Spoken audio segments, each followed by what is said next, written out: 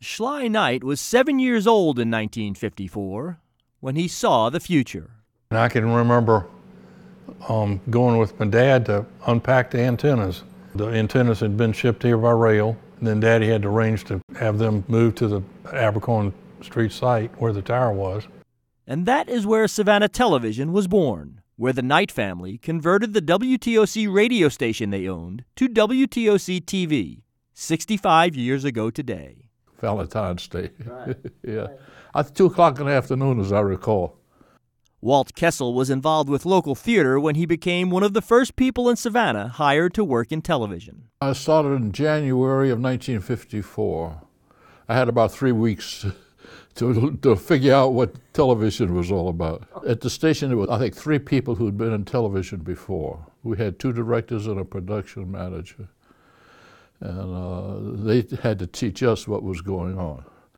But the station evolved organically, on the fly. One news show, CBS programming, and lots of local filling those first broadcast days. But we had a lot of little programs during the day, like Happy Dan. We'd start out in the morning with Romper Room at 9 o'clock.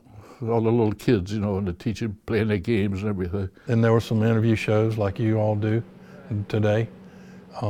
It was lots of live TV and lots of mistakes could be made and so forth. But everything was live. You know, you see outtakes now, we call that live television. If you made a mistake, it was broadcast. Schley Knight's father found that out when he decided to give away the family's billy goat on the Happy Dan show. And as soon as we got the goat under the bright lights, he'd start pooping. It was hysterical. We did that for a week.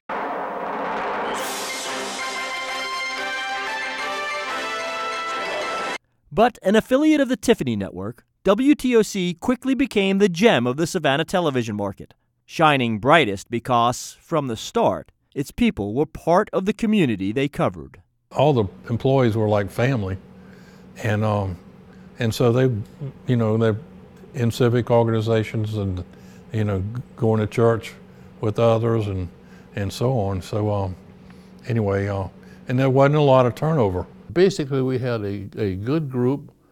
We all loved what we were doing, and we all wanted to be number one. We did our best to achieve that. And 65 years later, those origins are honored every day with a conscious connection to WTOC's past. Real proud of the, how y'all continue to carry on the wonderful camaraderie and the, you know, the being first and having real quality people, and yeah, you haven't missed a beat. You know, it's been terrific to watch y'all grow.